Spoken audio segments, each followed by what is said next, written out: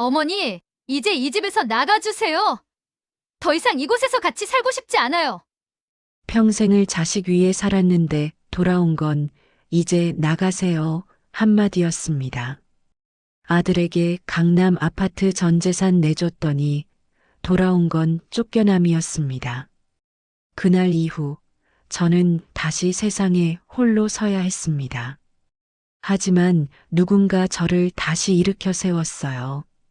버려진 인생이 아니라 다시 피어난 인생으로.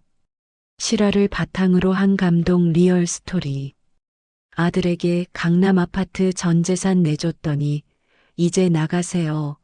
그날부터 어머니는 달라졌습니다. 본격적인 이야기에 들어가기 전에 아래에 구독과 좋아요를 눌러주시면 로또에 당첨되는 행운이 올 수 있습니다. 그리고 지금 어디에서 시청하고 계신지 댓글로 남겨주세요. 여러분의 이야기도 듣고 싶습니다. 그럼 오늘의 사연 함께 들어보실까요? 봄 햇살이 아파트 단지를 따뜻하게 감쌌습니다. 박순애 씨는 30년 넘게 모은 돈으로 드디어 자기 집을 마련했습니다. 남편이 남긴 보험금, 적금, 그리고 조금씩 모아둔 퇴직금까지 다 합친 돈이었어요. 작지만 강남 한복판에 있는 아파트였습니다. 오래된 건물이었지만 창문 밖으로 벚꽃이 피어 있는 풍경이 마음에 들었죠. 그날 저녁 아들 민수 씨가 집에 찾아왔습니다. 그는 양복 차림으로 들어서며 엄마 축하드려요라며 웃었습니다. 순애 씨는 아들에게 따뜻한 국을 떠주며 이제야 마음이 놓인다고 말했어요. 하지만 민수 씨의 얼굴에는 어딘가 걱정스러운 그림자가 드리워져 있었습니다. 며칠 뒤 민수 씨는 아내 윤지연 씨와 함께 어머니 집을 다시 찾았습니다. 커피를 내려놓은 윤지연 씨는 조심스럽게 말을 꺼냈습니다. 어머니, 집 명의가 어머니로 되어 있잖아요. 그런데 저희가 세금 때문에 조금 곤란해서요. 순애 씨는 잠시 멈칫하며 그 말을 들었습니다. 민수 씨가 옆에서 말을 덧붙였어요. 엄마 명의만 제 이름으로 해두면 세금도 줄고 나중에 관리도 제가 편하게 할 수 있어요. 순애 씨는 머뭇거렸습니다. 집은 남편과 함께 평생 꿈꾸던 보금자리였습니다. 하지만 아들이 진심으로 걱정하는 것 같았어요. 그래, 내 말이 맞을지도 모르지 그렇게 혼잣말하듯 중얼거리며 그녀는 아들에게 신분증을 건넸습니다. 며칠 뒤 세 사람이 함께 등기소를 찾았습니다. 순애 씨는 도장을 꾹 눌러 찍었습니다. 등기 담당자는 서류를 확인하며 이제 명의자가 아드님으로 변경됩니다라고 말했습니다. 순간 순애 씨의 눈빛이 흔들렸습니다. 하지만 아들 얼굴에 미소가 번지는 걸 보고 안심하려 했어요. 집으로 돌아오자 윤지연 씨는 인테리어 이야기를 꺼냈습니다. 어머니 방이랑 거실 구조를 조금 바꿔야겠어요. 공간이 좁아서요. 순애 씨는 고개를 끄덕였지만 마음 한켠이 서늘했습니다. 다음 날 아침 집안은 인테리어 기사들로 분주했습니다. 거실엔 먼지가 자욱했고 낡은 소파가 베란다로 옮겨졌습니다. 며칠 후 그녀의 방이었던 곳은 서재로 바뀌었습니다. 벽에는 책장이 세워지고 컴퓨터 책상이 들어섰습니다. 순애 씨의 침대는 거실 구석으로 옮겨졌습니다. 좁은 공간에 짐이 뒤엉켜 있었고 그녀는 새벽마다 작은 전등 불빛 아래에서 조용히 앉아 있었습니다. 시간이 지날수록 집안 분위기는 변했습니다. 예전에는 저녁마다 웃음소리가 들렸지만 이제는 정적이 가득했습니다. 윤지연 씨는 퇴근 후에도 주방에 잘 나오지 않았고 민수 씨는 회사 회식으로 늦게 들어오는 날이 많아졌습니다. 순애 씨는 홀로 식탁에 앉아 식은 반찬을 씹으며 내가 방해가 되는 건가라는 생각을 하게 되었어요. 어느 날 윤지연 씨가 작은 상자를 들고 거실로 나왔습니다. 이건 버릴 거예요? 그녀가 물었습니다. 상자 안에는 순애 씨가 남편과 함께 찍은 결혼식 사진이 들어 있었습니다. 순간 그녀는 손을 덜컥 떨었습니다. 그건 그냥 두세요. 하지만 윤지연 씨는 말없이 상자를 베란다 한쪽으로 밀어두었습니다. 밤이 깊어갈수록 순애 씨는 집안에서 더 작아졌습니다. 자신이 살고 있는 공간이 점점 낯설어졌어요. 창문 너머로 아파트 불빛이 반짝였지만 그 불빛은 따뜻하지 않았습니다. 한때 꿈꾸던 가족과 함께 사는 노후의 평화는 점점 멀어지고 있었습니다. 며칠 뒤 윤지연 씨가 지인과 통화하는 소리가 들렸습니다. 시어머니 방이 너무 좁아서 거실을 좀 확장하려고요. 그 말에 순애 씨는 주방 문 뒤에서 멈춰 섰습니다. 손에 들고 있던 컵이 덜컥 떨어져 바닥을 울렸어요. 소리에 놀란 윤지연 씨가 돌아봤지만 순애 씨는 아무 말도 하지 않았습니다. 그저 조용히 깨진 컵 조각을 하나씩 주었습니다. 그날 밤 순애 씨는 방 한가운데에 앉아 있었습니다. 손끝으로 바닥에 먼지를 쓸며 이제 이곳이 정말 자신의 집이 맞는지 생각했어요. 서랍 속에는 이전 등기 서류가 가지런히 정리되어 있었지만 거기엔 자신의 이름이 없었습니다. 며칠이 지나자 윤지연 씨는 집 구조 변경 공사 견적서를 내밀었습니다. 이번 주에 기사님들이 와요. 어머니 짐은 잠시 옮겨둘게요. 순애 씨는 말없이 고개를 끄덕였습니다. 그날 밤 그녀는 옷장을 열어 낡은 외투를 꺼냈습니다. 남편이 살아있을 때 입던 옷이었어요. 옷깃에 손을 대자 눈물이 스쳤습니다. 이튿날 아침 현관문 너머로 공사인부들이 들락거렸습니다. 벽면에 하얀 비닐이 붙고 못 박는 소리가 요란하게 울렸습니다. 순애 씨는 조용히 현관 앞 의자에 앉아 있었습니다. 공사 소음 속에서도 묘한 허전함이 밀려왔습니다. 내가 살던 집이 이렇게 변하는구나. 해가 지자 인부들이 퇴근하고 조용해졌습니다. 순애 씨는 거실에 홀로 앉았습니다. 집안 곳곳에는 페인트 냄새가 가득했습니다.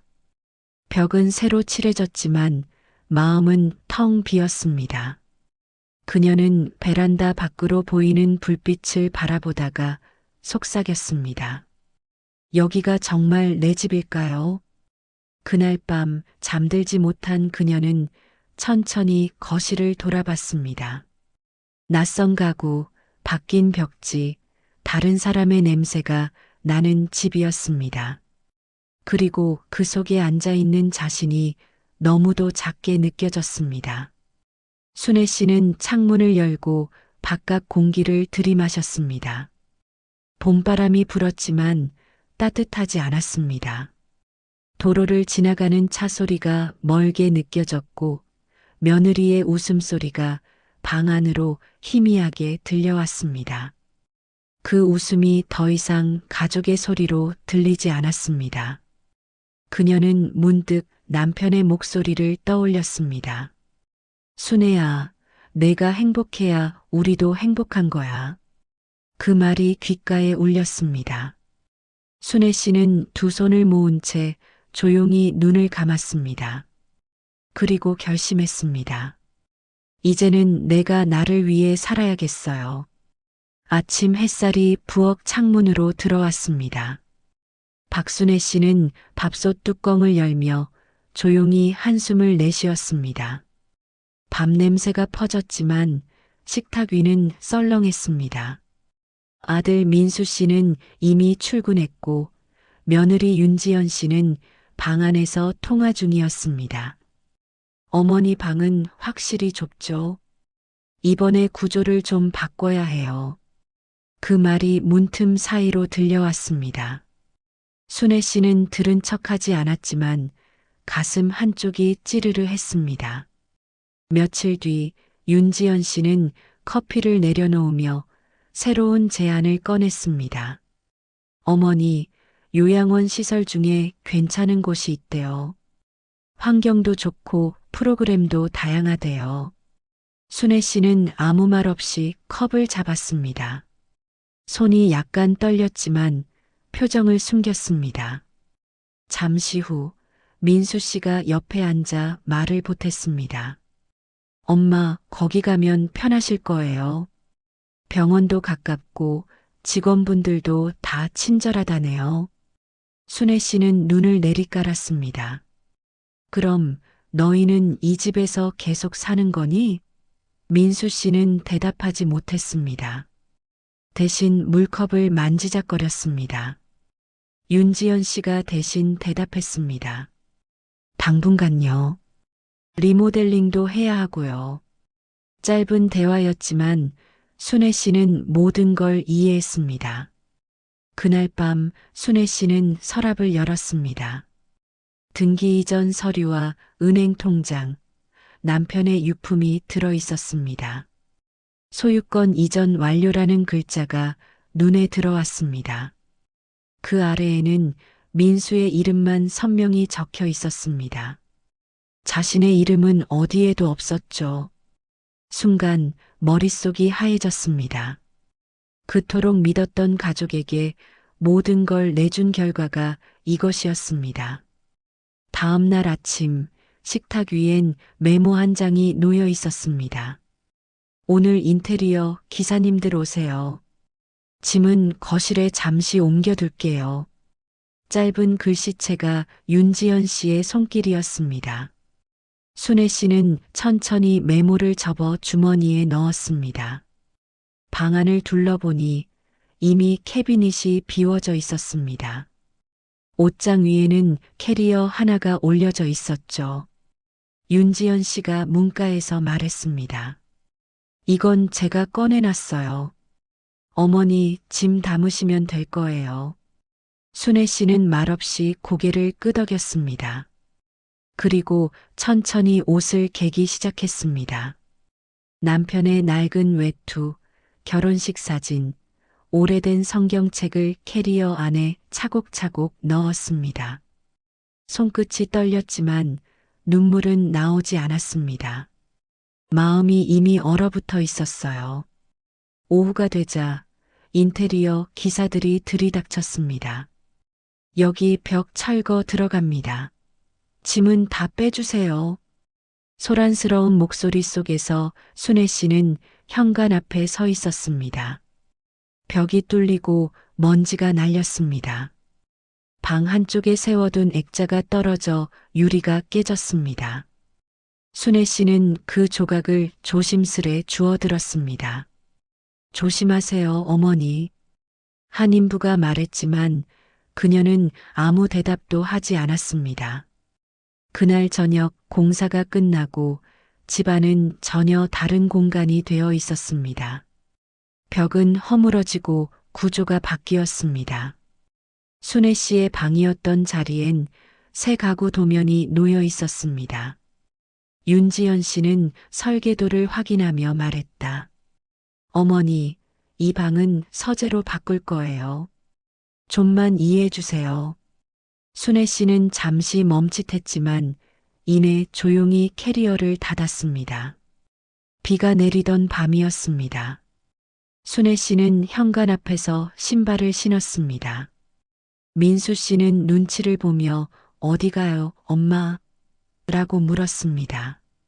그녀는 짧게 대답했습니다. 잠시 나갔다 올게요. 민수 씨는 그 말의 뜻을 알면서도 붙잡지 않았습니다. 순애 씨는 캐리어를 끌고 아파트 복도를 걸었습니다. 엘리베이터 거울에 비친 자신이 낯설었습니다. 얼굴엔 주름이 깊었고 어깨는 축 처져 있었습니다. 아래층으로 내려가는 동안 눈물이 한 줄기 흘렀습니다. 1층 현관문을 나서자 비바람이 얼굴을 때렸습니다. 택시가 정류장 앞에 섰습니다. 운전기사가 물었습니다. 어디로 모실까요? 순애 씨는 잠시 말이 나오지 않았습니다. 잠실 근처 원룸이요. 그 짧은 한마디로 모든 게 끝났습니다. 차창 밖으로 비가 흘러내렸습니다. 도로 위에 불빛이 흐릿하게 번졌습니다. 순애 씨는 캐리어 손잡이를 꼭 잡았습니다. 이제 이 집으로 다시 돌아올 일은 없겠다는 걸 그녀는 이미 알고 있었습니다. 도착한 원룸 건물은 허름했습니다. 계단 벽에 낙서가 가득했고 형광등이 깜빡거렸습니다. 집주인은 잠든 듯 무뚝뚝한 얼굴로 열쇠를 건넸습니다. 보증금은 내일로 하면 되죠? 그녀가 묻자 남자는 고개를 끄덕였습니다. 방 안은 냉기가 감돌았습니다.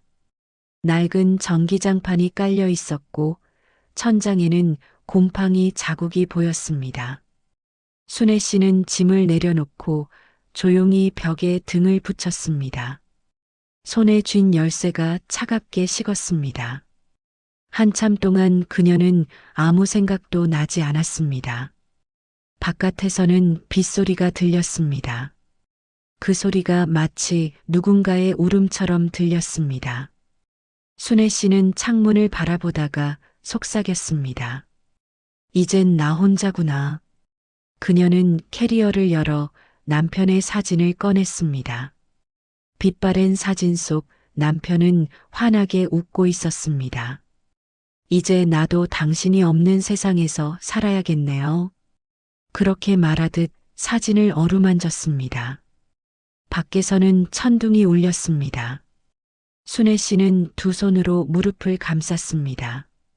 몸이 떨렸지만 이상하게 마음은 차분했습니다. 슬픔보다도 현실이 더 선명하게 다가왔기 때문이었죠. 그날 밤 순애 씨는 거의 잠들지 못했습니다. 방 한켠에 켜둔 스탠드 불빛이 천천히 흔들렸습니다. 시계 초침 소리가 유난히 크게 들렸습니다. 그녀는 조용히 중얼거렸습니다. 그래도 내일은 가야 해요. 살아야 하니까요. 창문 밖으로 빗줄기가 그쳐갔습니다. 새벽이 다가오자 먼 하늘이 희미하게 밝아졌습니다. 순애 씨는 자리에서 일어나 캐리어 위에 손을 얹었습니다. 그리고 작은 목소리로 말했습니다. 이제 다시 시작해야겠어요. 새벽 5시 반지하 창문 틈으로 빗물이 스며들었습니다. 물방울이 벽을 타고 떨어져 바닥에 작은 웅덩이를 만들었습니다. 박순애 씨는 허리를 숙여 수건으로 물기를 닦았습니다. 차가운 콘크리트 바닥에서 습기가 올라왔습니다. 낡은 전등은 깜빡였고 방 안은 눅눅한 냄새로 가득했습니다. 그녀는 전기장판 위에 앉아 손을 녹였습니다. 손등에는 오래된 주름 사이로 상처가 보였습니다. 냉장고를 열자 텅 비어 있었습니다. 남은 건 며칠 전 사온 김치 반포기 뿐이었어요.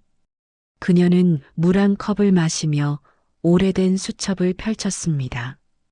구직 공고를 적어둔 페이지가 빼곡했습니다. 김밥 가게 오전 아르바이트 근무 시간 새벽 5시 10시. 순애 씨는 그 문구에 동그라미를 쳤습니다.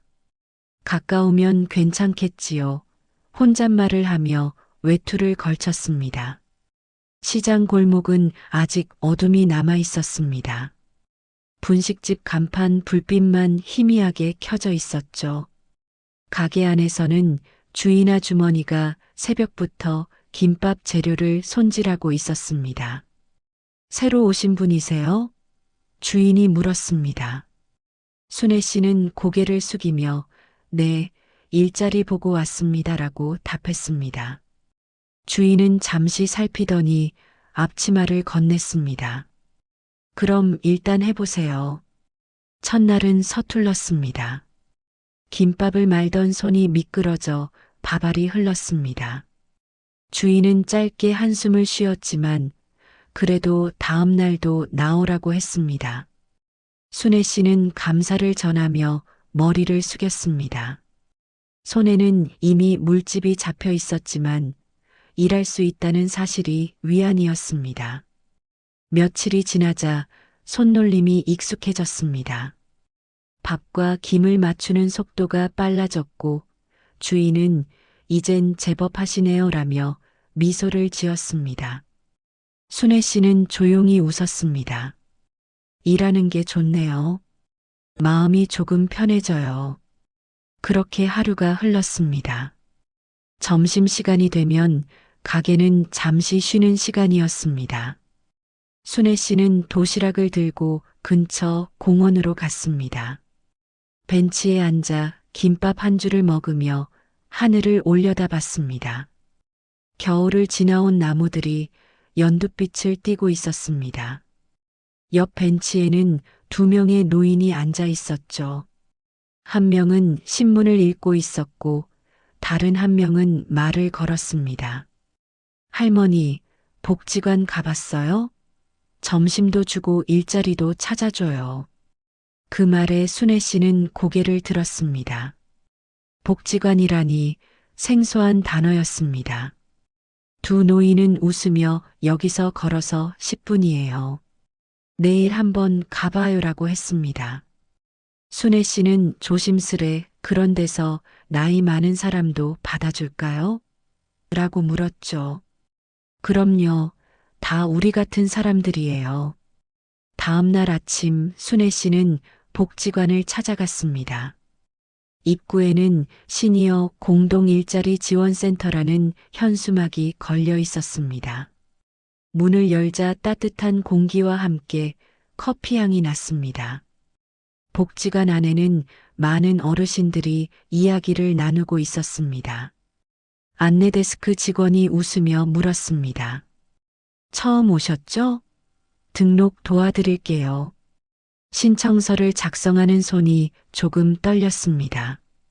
이름, 나이, 주소, 그리고 가능한 활동란을 적었습니다.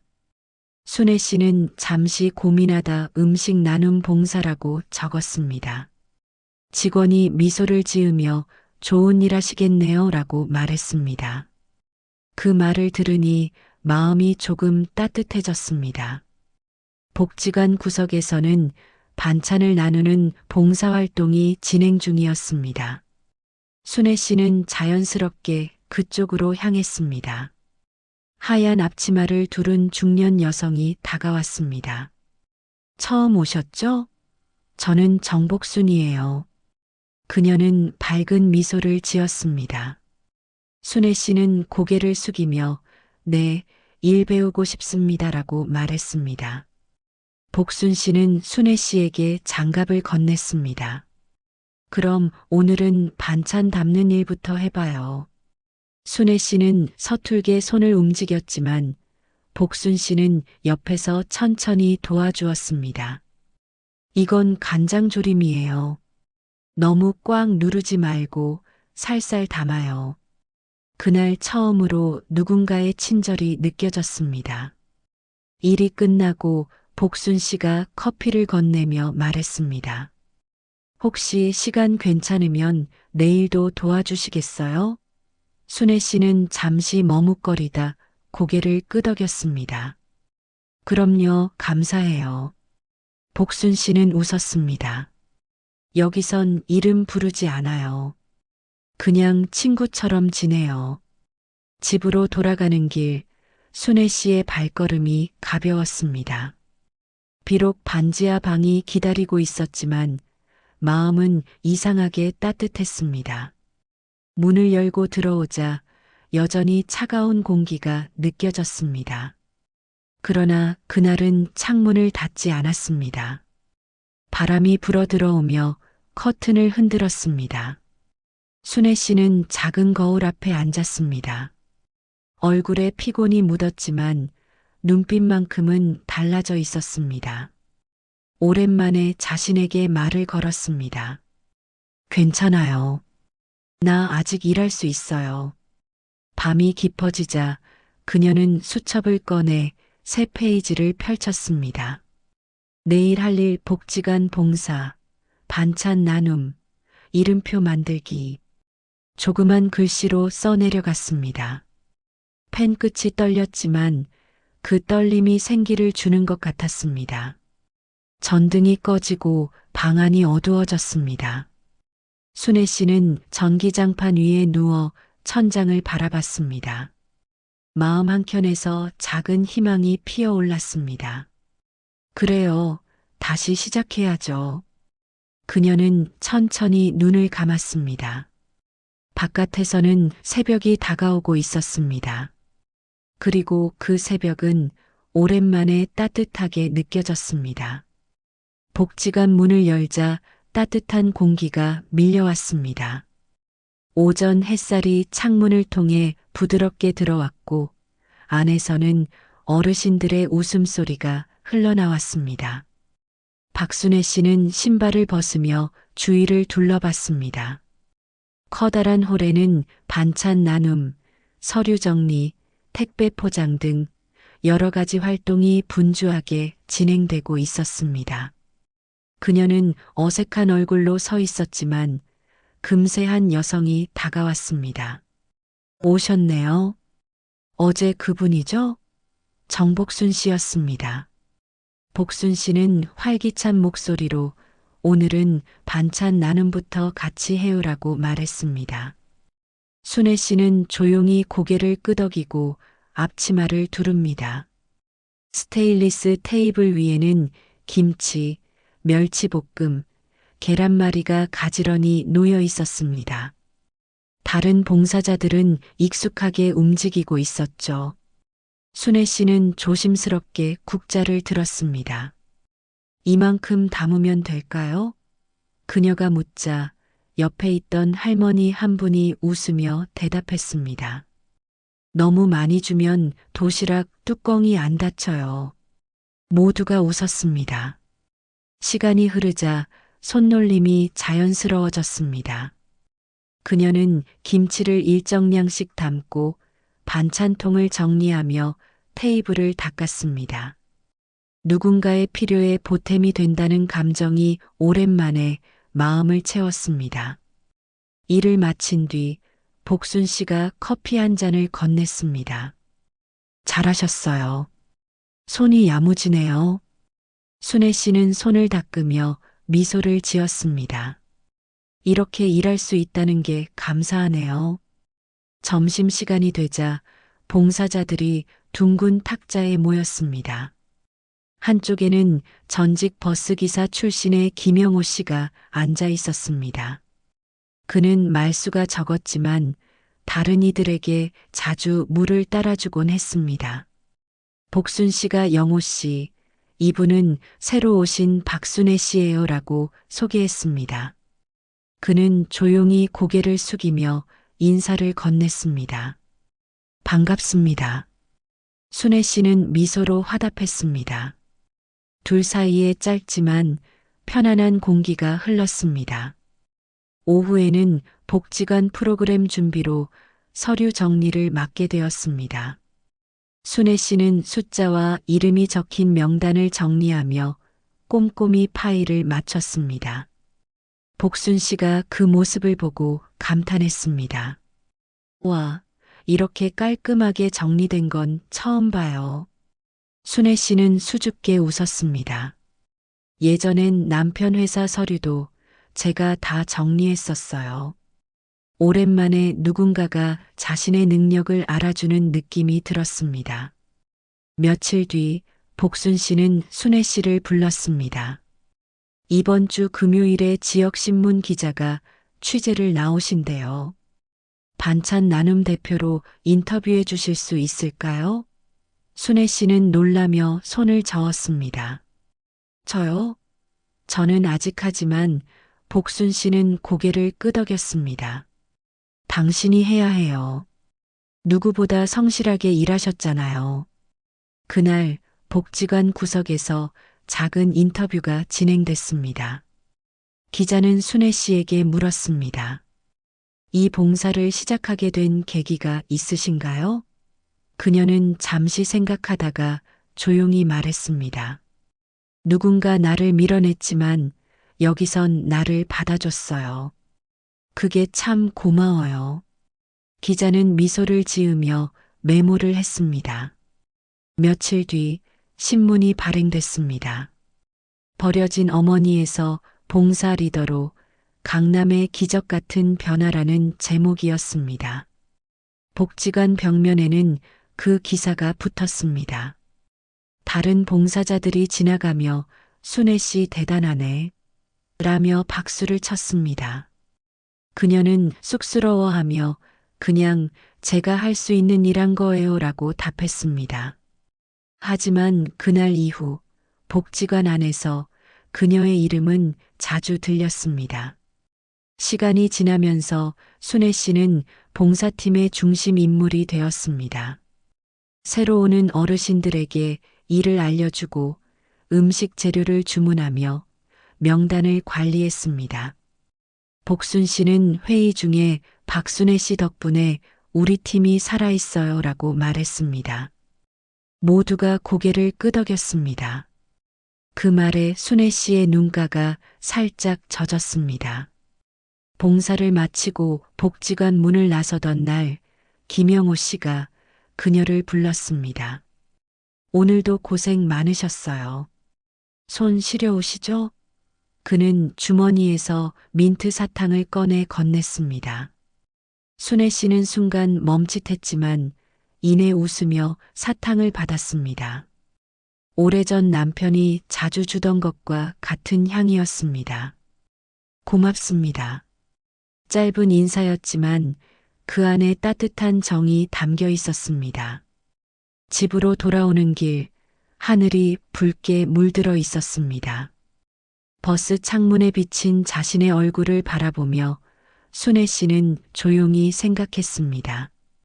이제 나를 필요로 하는 곳이 생겼어요. 손에는 복지관 명찰이 들려 있었습니다. 작은 플라스틱 조각이었지만 그것은 잃어버린 존재감을 되찾게 해주는 상징이었습니다. 그날 밤 반지하 방의 공기는 여전히 차가웠지만 마음은 달랐습니다. 창가에 앉은 순애 씨는 신문 속 자신의 사진을 바라봤습니다. 웃고 있는 얼굴이 어색했지만 그 웃음이 진심이라는 걸 느꼈습니다. 그녀는 속삭였습니다. 그래요. 이게 진짜 내 삶이에요. 봄비가 내리던 아침, 복지관 사무실에서 박순애 씨는 서류를 정리하고 있었습니다. 복순 씨가 두꺼운 파일 하나를 들고 들어왔습니다. 순애 씨, 이거 한번 봐요. 우리가 새로 추진할 프로젝트예요. 파일 표지에는 시니어 공유주택 시범사업이라는 제목이 적혀 있었습니다. 순애 씨는 고개를 들었습니다. 이게 뭔가요? 복순 씨는 미소 지었습니다. 혼자 사는 어르신들이 함께 살 수 있는 집을 만들자는 거예요. 어르신들이 직접 운영하는 형태로요. 순애 씨는 파일을 넘기며 차근히 내용을 읽었습니다. 도면, 예산, 입주 신청서 양식이 정리돼 있었습니다. 복순 씨가 말했다. 당신이 행정 서류에 익숙하잖아요. 이 프로젝트 같이 해요. 순간 순애 씨의 손이 멈췄습니다. 제가 할 수 있을까요? 복순 씨는 단호히 말했습니다. 지금까지 해온 걸 보면 충분해요. 그날부터 순애 씨는 복지관에 매일 출근하듯 나갔습니다. 아침마다 공책에 할 일을 적고 구청 지원금 신청서를 작성했습니다. 서류를 꼼꼼히 챙기며 오류가 없도록 하나하나 확인했습니다. 다른 봉사자들이 도시락을 나를 때 그녀는 컴퓨터 앞에서 전화 상담을 했습니다. 네, 예산 항목은 5월 중으로 가능합니다. 네, 서류는 내일 전달드리겠습니다. 목소리는 조용했지만 확신이 있었습니다. 며칠 후 구청 담당자와의 첫 미팅이 열렸습니다. 순애 씨는 준비한 서류를 꺼내며 설명을 이어갔습니다. 이 사업은 단순한 거주 지원이 아니라 어르신들이 서로 의지하며 살아가는 공동체입니다. 담당자는 놀란 눈빛으로 고개를 끄덕였습니다. 서류 준비가 완벽하네요. 이런 프로젝트는 처음이에요. 복순 씨가 미소를 지었습니다. 순애 씨는 조용히 머리를 숙였습니다. 그냥 할 수 있는 일을 한 것뿐이에요. 프로젝트가 점차 진척되자 순애 씨의 이름이 구청 공문에 오르내리기 시작했습니다. 박순애 행정협력 책임자. 그 이름을 보는 순간 그녀의 눈이 젖었습니다. 오랜만에 자신의 이름이 누군가의 신뢰를 의미하는 자리에 놓인 것이었습니다. 며칠 후 지역 커뮤니티 회의가 열렸습니다. 복지관 대표단과 지역 주민들이 모였습니다. 일부 주민들은 노인들끼리 사는 집이 제대로 유지되겠어요? 라며 의심의 눈길을 보냈습니다. 하지만 순애 씨는 침착하게 대답했습니다.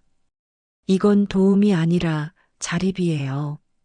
우리가 스스로 세울 수 있음을 보여드리고 싶어요. 회의장은 잠시 조용해졌습니다. 그리고 박수가 터졌습니다. 그날 밤 복순 씨가 순애 씨에게 말했습니다. 내가 처음 당신 봤을 때 알았어요. 이 사람은 반드시 다시 일어설 거라고. 순애 씨는 고개를 숙이며 웃었습니다. 저도 몰랐어요. 제가 이렇게까지 할 줄은. 두 사람은 조용히 차를 마셨습니다. 창밖에는 비가 그치고 달빛이 번지고 있었습니다. 한 달 뒤 구청에서 시범사업 승인 공문이 도착했습니다. 복지관 사람들은 박수를 쳤습니다. 순애 씨는 서류를 품에 안고 복순 씨를 바라봤습니다. 이제 시작이네요. 복순 씨는 고개를 끄덕였습니다. 그래요. 우리 손으로 만든 첫 번째 집이에요. 시공이 시작되자 순애 씨는 매일 현장을 찾았습니다. 철근이 세워지고 벽이 올라갔습니다. 공사 인부들이 분주히 움직이는 가운데 그녀는 안전모를 쓰고 설계도를 살폈습니다. 여긴 창문을 좀 더 크게 해주세요. 햇살이 들어와야 해요. 인부가 고개를 끄덕였습니다. 알겠습니다, 대표님. 그 말에 그녀는 잠시 멈춰 섰습니다. 대표님이라는 호칭이 낯설었지만 마음이 벅찼습니다. 몇 달 뒤 작은 건물이 완성됐습니다. 회색 벽돌로 지어진 2층짜리 주택. 문패에는 무지개 공유하우스라는 이름이 새겨졌습니다. 순애 씨는 문 앞에 서서 손끝으로 글자를 쓸어 보았습니다. 새 페인트 냄새가 퍼졌습니다. 정말 우리가 해냈네요. 그녀의 목소리가 떨렸습니다. 입주식 날 복지관 사람들과 지역 주민들이 모였습니다. 풍선과 현수막이 걸리고 아이들의 웃음소리가 들렸습니다. 구청장이 축사를 했습니다. 오늘 이 자리를 만든 분들께 깊은 감사를 드립니다. 특히 박순애 씨, 당신의 헌신이 없었다면 이곳은 없었을 겁니다. 사람들의 시선이 그녀를 향했습니다. 순간 눈물이 고였습니다. 그러나 이번엔 부끄러움이 아니라 자부심이었습니다. 행사가 끝나고 순애 씨는 집안을 천천히 돌았습니다. 공동 주방엔 새 식탁이 놓여 있었고 방마다 커튼이 달려 있었습니다. 햇살이 창문으로 들어와 바닥을 비쳤습니다. 그 빛이 마치 새 출발을 축복하는 듯 했습니다. 그날 저녁 복순 씨와 김영호 씨가 함께 남아 뒷정리를 했습니다. 영호 씨가 말했습니다. 이 집은 순애 씨의 손으로 세워진 거예요. 그녀는 고개를 저었습니다. 아니요. 이건 우리 모두의 집이에요. 복순 씨가 웃었습니다. 그래요. 하지만 누가 뭐래도 당신이 이 일을 움직였죠. 순애 씨는 잠시 말이 없었습니다. 그러다 조용히 말했습니다. 예전엔 제 이름이 부끄러웠어요. 하지만 이젠 달라요. 제 이름이 누군가에게 도움이 된다는 게 그게 참 고맙네요. 복순 씨가 고개를 끄덕였습니다. 이제 진짜 당신 이름을 다시 세운 거예요. 해가 지고 건물 창문에 불이 하나둘 켜졌습니다. 순애 씨는 문 앞에 서서 그 불빛을 바라봤습니다. 오래전 자신이 떠나온 아파트의 불빛은 차갑게 느껴졌지만 이곳의 불빛은 따뜻했습니다. 그녀는 속삭였습니다. 이제야 집 같아요. 그날 밤 집 앞 가로등 아래에서 그녀는 잠시 하늘을 올려다봤습니다. 별빛이 희미하게 빛났습니다. 그 빛이 마치 오랜 세월을 견딘 자신에게 보내는 위로 같았습니다. 그리고 마음속으로 다짐했습니다. 이 이름으로 끝까지 살아갈 거예요. 한여름 오후 카페 창가에 앉은 한 남자가 노트북 화면을 바라보고 있었습니다. 강남 아파트 주인, 버림받은 노모의 반전 인생이라는 뉴스 제목이 떠 있었습니다. 사진 속의 인물은 바로 자신의 어머니 박순애 씨였습니다. 민수 씨의 손끝이 떨렸습니다. 화면 속 어머니는 환하게 웃고 있었고 기사에는 자식에게 버림받은 어머니가 세운 시니어 공유주택이라는 문장이 적혀 있었습니다. 커피잔을 들던 그의 손에서 미묘한 떨림이 일었습니다. 그는 화면을 끄지 못한 채 한참을 바라봤습니다. 옆자리에서 윤지연 씨가 다가와 화면을 보았습니다. 얼굴이 굳어졌습니다. 이거 우리 얘기예요? 민수 씨는 대답하지 않았습니다. 그녀는 조용히 말을 이었습니다. 설마 어머니가 우리가 그랬다고 기사에 말한 건 아니겠죠? 민수 씨는 고개를 숙였습니다. 아니야, 어머니는 그런 분 아니야.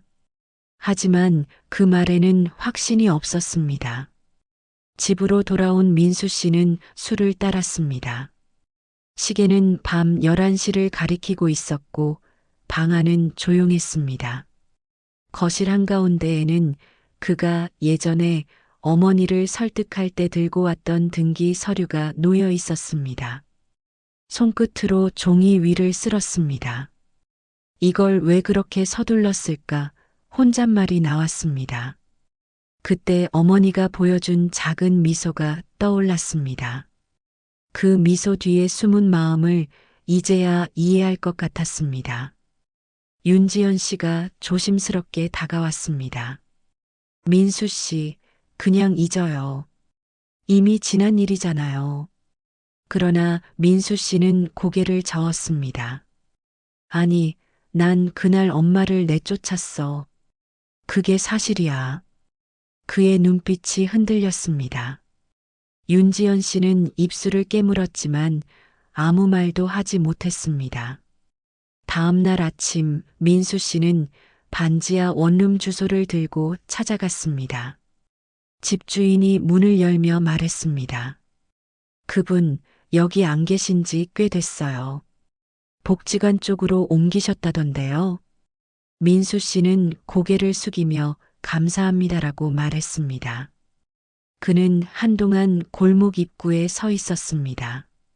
오래된 계단, 깨진 창문, 젖은 벽지 냄새가 코를 찔렀습니다. 그곳에서 어머니가 홀로 지냈을 모습을 상상하자 가슴이 먹먹해졌습니다. 복지관으로 향하는 길, 그는 수없이 신호에 걸렸습니다. 차창 밖으로 봄 햇살이 내리쬐었지만 눈앞이 흐릿했습니다. 도착한 복지관 입구에는 사람들이 분주히 움직이고 있었습니다. 봉사자들이 음식을 나르고 어르신들이 웃으며 이야기를 나누고 있었죠. 그 안쪽에서 한 여성이 김밥을 나누며 웃고 있었습니다. 바로 어머니였습니다. 민수 씨는 문 앞에서 멈춰 섰습니다. 그녀는 여전히 단정한 앞치마를 입고 있었고 주름진 얼굴에는 평온한 미소가 번져 있었습니다. 옆에서는 김영호 씨가 함께 음식을 옮기고 있었습니다. 두 사람은 서로 눈을 맞추며 웃었습니다. 그 모습을 본 민수 씨의 눈동자가 흔들렸습니다. 자신이 아는 어머니의 모습과 너무 달랐습니다. 그때의 어머니는 늘 작고 조용하고 자신만 바라보던 사람이었는데 지금은 스스로 서 있는 사람이었습니다. 문틈 사이로 복순 씨의 목소리가 들렸습니다. 박순애 대표님, 오늘 기자님 또 오신대요. 민수 씨는 그 말을 듣고 멍하니 섰습니다. 대표님이라는 호칭이 낯설었습니다. 어머니가 그렇게 불릴 줄은 상상도 못했습니다. 그는 잠시 숨을 고르고 문 손잡이를 잡았다 놓았습니다. 들어가야 할지 그냥 돌아서야 할지 알 수 없었습니다. 안에서는 작은 박수가 터졌습니다. 복지관 직원들이 어머니에게 꽃다발을 건네고 있었습니다. 대표님 덕분에 이번 달 예산이 승인됐어요. 순애 씨는 고개를 숙이며 다 같이 한 거예요라고 말했습니다. 그 웃음 속에는 후회도 미련도 없었습니다. 민수 씨는 더 이상 안으로 들어가지 못했습니다. 문가에 서서 그 장면을 조용히 바라보다가 천천히 뒤돌았습니다. 발걸음이 무거웠습니다. 복지관 마당을 벗어나면서 그는 하늘을 올려다봤습니다.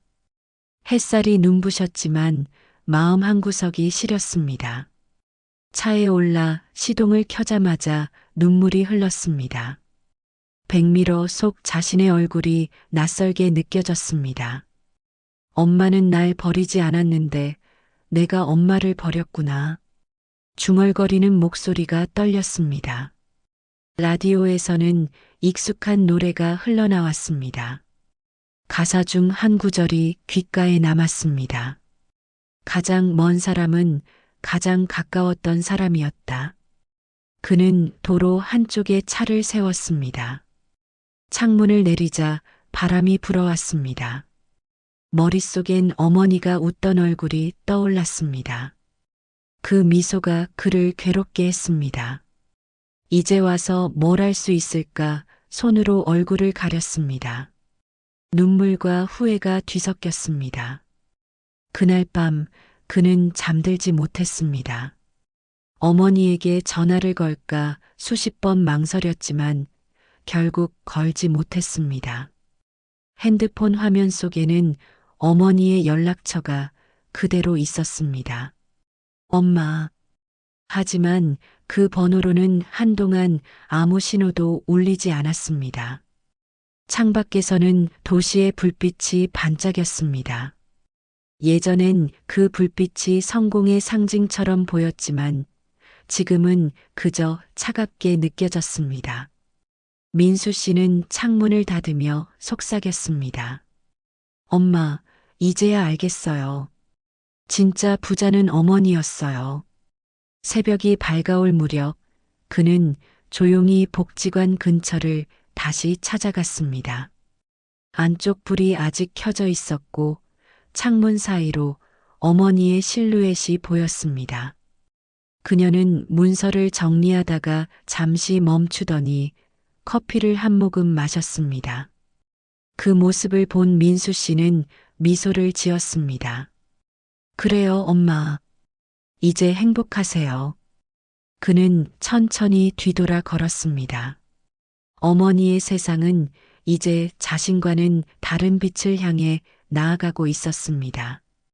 그리고 그날 이후 민수 씨는 한 가지를 마음에 새겼습니다. 사람은 집을 잃어도 품격은 잃지 않는다. 초여름 바람이 부는 오전, 무지개 공유하우스 현관 앞에는 사람들이 모여 있었습니다. 현수막에는 큼지막하게 적혀 있었습니다. 시니어 공동주택 입주식 새로운 삶의 시작을 축하합니다. 박순애 씨는 하얀 블라우스 위에 얇은 재킷을 걸치고 단정히 서 있었습니다. 기자들이 삼삼오오 모여 카메라를 들고 있었고 복지관 사람들과 구청 관계자 그리고 마을 주민들까지 자리를 채웠습니다. 복순 씨가 마이크를 잡고 말했습니다. 이 집은 한 사람의 용기에서 시작됐습니다. 그리고 지금 많은 사람들의 희망이 되었습니다. 박수가 터졌습니다. 순애 씨가 앞으로 나왔습니다. 박순애 대표님, 한 말씀 부탁드립니다. 사회자의 말에 그녀는 마이크를 두 손으로 잡았습니다. 잠시 호흡을 고른 뒤 천천히 말을 이었습니다. 이 집은 누군가의 시혜로 만들어진 곳이 아닙니다. 우리가 함께 손을 맞잡고 만든 진짜 우리의 집입니다. 여기에 사는 모든 분이 서로에게 가족이 되어주길 바랍니다. 순간 관중들 사이에서 울음이 섞인 박수가 터졌습니다. 카메라 플래시가 번쩍였습니다. 구청장은 직접 그녀에게 감사패를 건넸습니다. 노년의 자립과 연대를 위한 선도적 실천인으로서 공로를 인정함. 문구가 새겨진 패를 손에 쥐자 순애 씨의 손끝이 떨렸습니다. 기자가 물었습니다. 지금 어떤 마음이세요? 그녀는 웃으며 대답했습니다. 늦게 피운 꽃이지만 그래도 제 인생엔 봄이 왔습니다.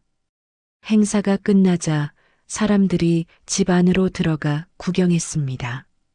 공동 주방에는 싱그러운 식물들이 놓여 있었고 창가에는 작은 커튼이 바람에 흔들렸습니다.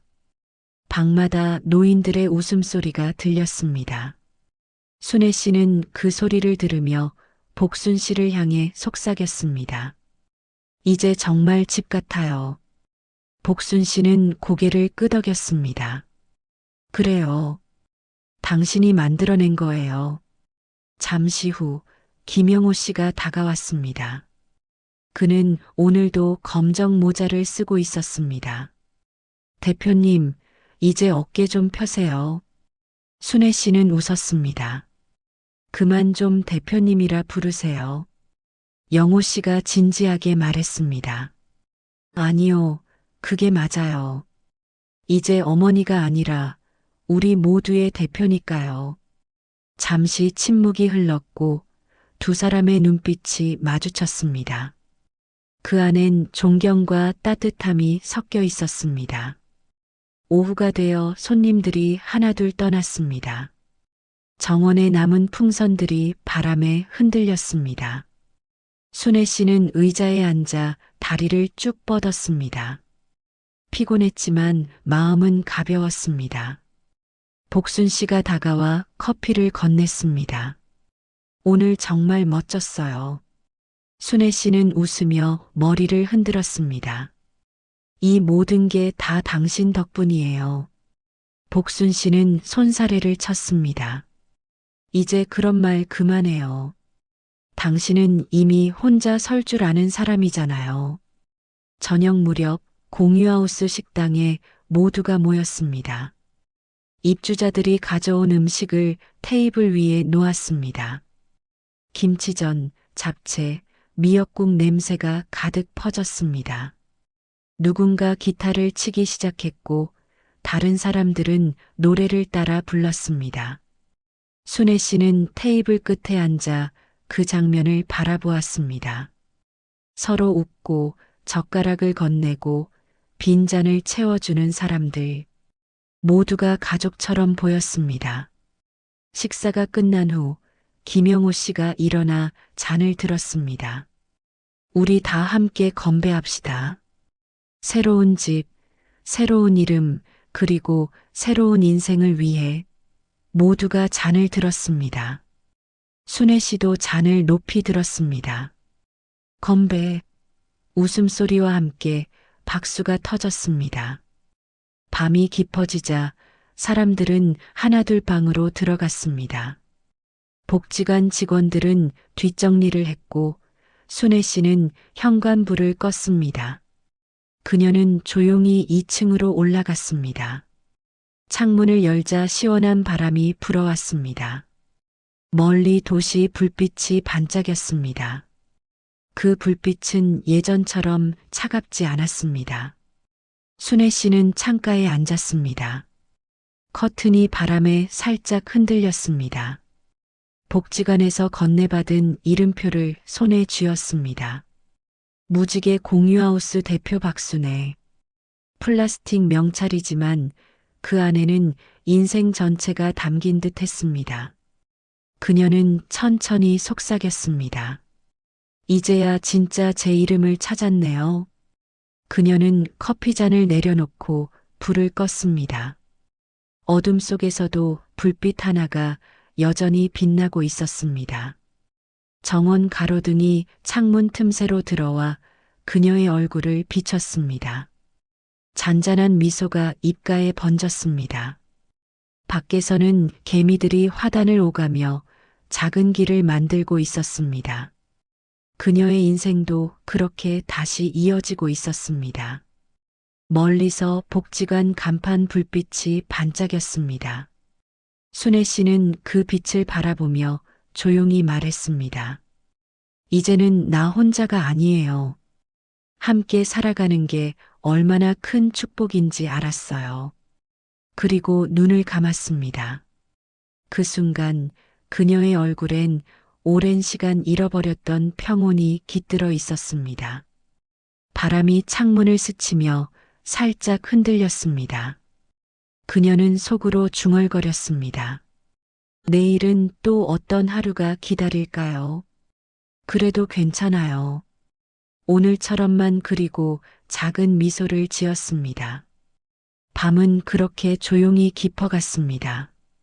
초가을 오후 무지개 공유하우스 앞 정원에 코스모스가 피어 있었습니다.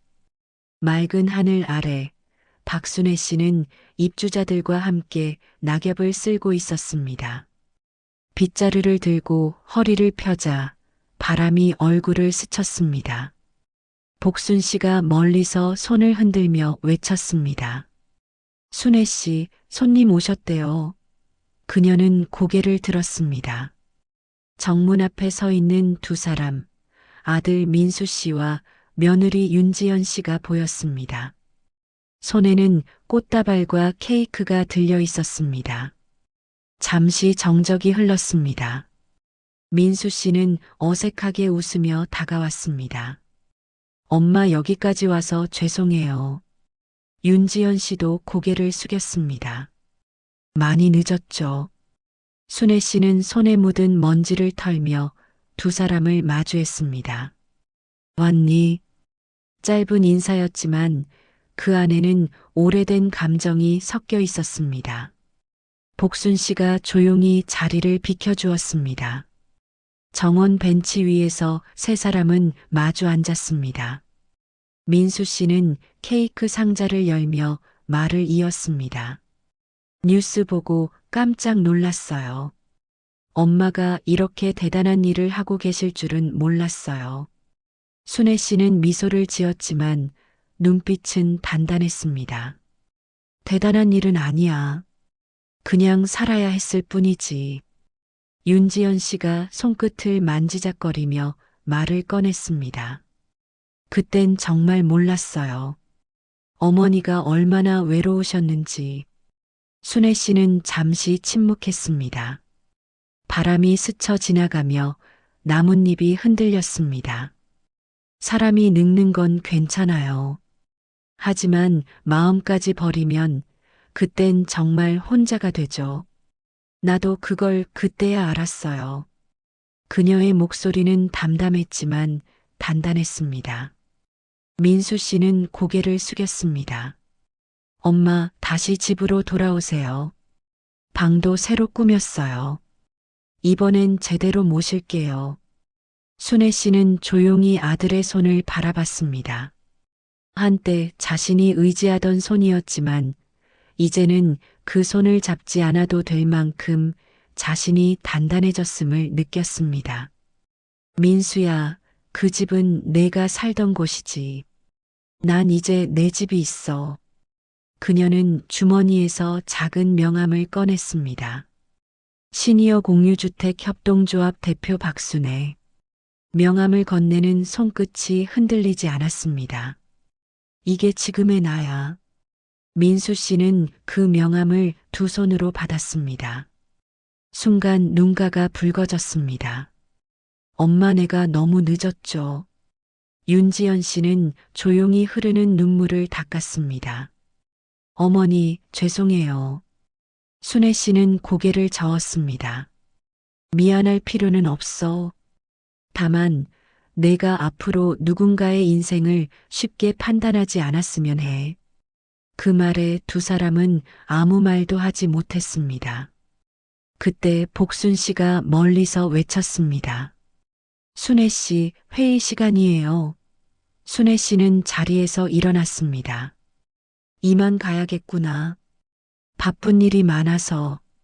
민수 씨는 잠시 멈칫했지만 이내 자리에서 일어나 고개를 숙였습니다. 엄마, 건강하세요.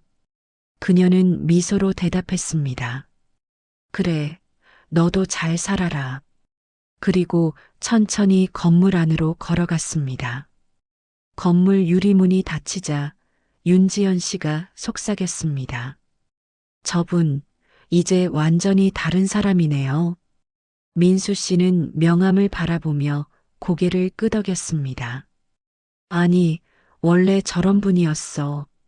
내가 몰랐던 거지. 두 사람은 조용히 돌아섰습니다. 복지관 안에서는 회의가 한창이었습니다. 순애 씨는 입주자들과 다음 달 프로그램을 논의하고 있었습니다. 이번엔 반찬 나눔 말고 독거 어르신 방문 봉사를 해보는 게 어떨까요? 그녀의 제안에 모두가 고개를 끄덕였습니다. 김영호 씨가 웃으며 말했습니다. 대표님, 일 욕심이 너무 많으신 거 아니에요? 그녀는 웃으며 대답했습니다. 살아있는 동안 할 수 있는 일은 해야죠. 회의가 끝난 뒤 복순 씨가 다가왔습니다. 아까 아드님 왔던데 괜찮았어요?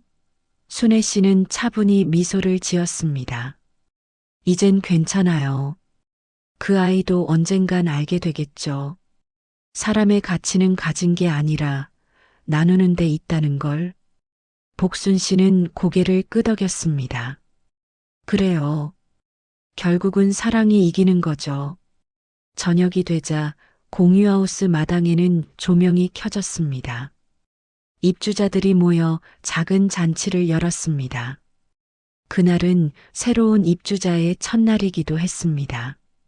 순애 씨는 앞치마를 두르고 음식을 나르며 웃었습니다.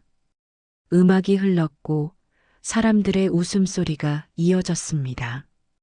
그녀는 잠시 하늘을 올려다봤습니다. 별빛이 반짝이고 있었습니다.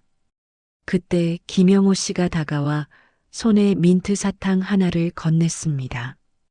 대표님, 오늘도 수고 많으셨어요. 그녀는 사탕을 받아들고 웃었습니다. 이건 이제 내 행복의 맛이에요. 두 사람은 함께 웃었습니다. 그 웃음소리가 조용히 밤 공기 속에 퍼졌습니다. 잠시 뒤 마당 조명이 꺼지고 모두 방으로 돌아갔습니다. 순애 씨는 마지막으로 현관불을 끄기 전에 한 번 더 뒤돌아봤습니다. 불빛이 모두 꺼진 집이었지만 그녀에겐 그 안에 여전히 따뜻한 온기가 느껴졌습니다. 문을 닫으며 조용히 중얼거렸습니다. 이제야 내 집이 생겼네요. 창밖에는 달빛이 정원을 비추고 있었습니다. 바람이 살짝 불며 코스모스 꽃잎을 흔들었습니다. 그 풍경을 바라보며 그녀는 미소를 지었습니다. 가장 큰 집은 마음 안에 있었다. 그 미소는 오랜 세월의 고통을 넘어선 사람만이 지을 수 있는 미소였습니다. 그리고 그렇게 박순애 씨의 새로운 삶은 조용히 그러나 당당하게 계속되고 있었습니다. 사람은요, 누구나 기대고 싶은 마음으로 살아갑니다. 하지만 때로는 그 기대가 무너질 때 진짜 나를 만나게 되죠. 박순애 씨는 모든 걸 잃은 줄 알았지만 사실은 그때 비로소 자신을 되찾았습니다. 집은 잃었지만 마음의 집은 다시 세웠습니다. 그리고 그 집 안에는 돈으로 살 수 없는 품격과 따뜻함이 피어났습니다. 우리가 잊지 말아야 할 건 가장 큰 집은 벽과 지붕이 아니라 사람의 마음 안에 있다는 것. 오늘 이야기가 마음에 남으셨다면 좋아요와 구독, 그리고 알림 설정을 눌러주세요. 여러분의 한 번의 클릭이 다음 이야기를 이어가는 힘이 됩니다. 이곳은 사람 냄새 나는 이야기의 집, 우리 동네 사연방이었습니다.